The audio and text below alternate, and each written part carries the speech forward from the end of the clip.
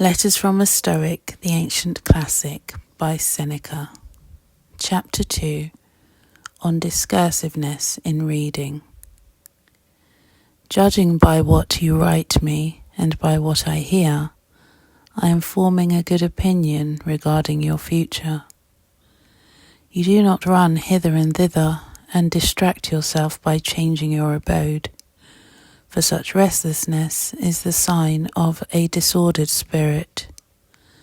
The primary indication to my thinking of a well-ordered mind is a man's ability to remain in one place and linger in his own company. Be careful, however, lest this reading of many authors and books of every sort may tend to make you discursive and unsteady. You must linger among a limited number of master thinkers and digest their works, if you would derive ideas which shall win firm hold in your mind. Everywhere means nowhere. When a person spends all his time in foreign travel, he ends up by having many acquaintances, but no friends. And the same thing must hold true of men who seek intimate acquaintance with no single author, but visit them all in a hasty and hurried manner. Food does no good, and it is not assimilated into the body if it leaves the stomach as soon as it is eaten. Nothing hinders a cure so much as frequent change of medicine. No wound will heal when one salve is tried after another. A plant which is often moved can never grow strong. There is nothing so efficacious that it can be helpful while it is being shifted about. And in reading of many books is distraction.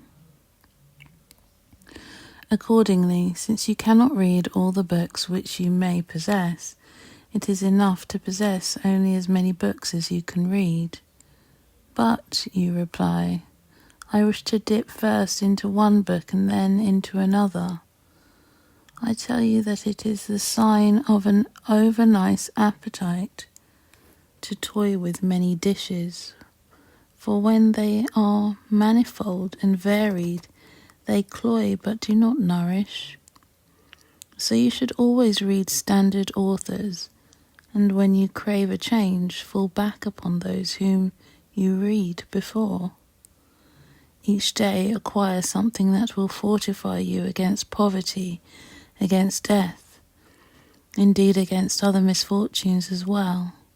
And after you have run over many thoughts, select one to be thoroughly digested that day. This is my own custom. From the many things which I have read, I claim one part for myself. The thought for today is one which I discovered in Epicurus. For I am wont to cross over even into the enemy's camp, not as a deserter, but as a scout. He says, contented poverty is an honourable estate. Indeed, if it be contented, it is not poverty at all. It is not the man who has too little, but the man who craves more that is poor. What does it matter how much a man has laid upon his safe or in his warehouse, how large are his flocks and how fat his dividends, if he covets his neighbour's property and reckons not his past gains but his hopes of gains to come? Do you ask what is the proper limit to wealth? It is, first, to have what is necessary, and second, to have what is enough. Farewell. Before we go any further, let me ask you something. If you're finding value in these reflections, hit the like button and subscribe, because we're building a community that values deep thinking over distractions. So leave a comment with your thoughts below and share this with someone who needs a moment of clarity today. Now, let's continue. We live in an era of digital nomadism, but of the mind. We have 50 tabs open. We scroll through endless feeds. Seneca warns that a person who is everywhere is actually nowhere.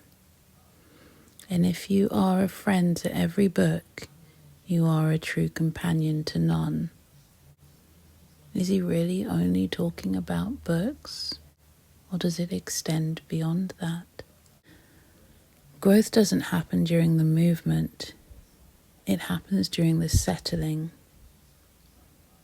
So when he asks us to think about a plant and transplanting that plant every day, it will never take root. It will wither. Seneca tells Lucilius that the primary sign of a well-ordered mind is the ability to stay in one place and linger in one's own company. Now, I've found that hard in the past. Have you? I used to get bored and need something or someone to keep me entertained. But I think as I've settled into myself and become more of the person that I'm glad that I am today, I've been able to enjoy my own company a lot more.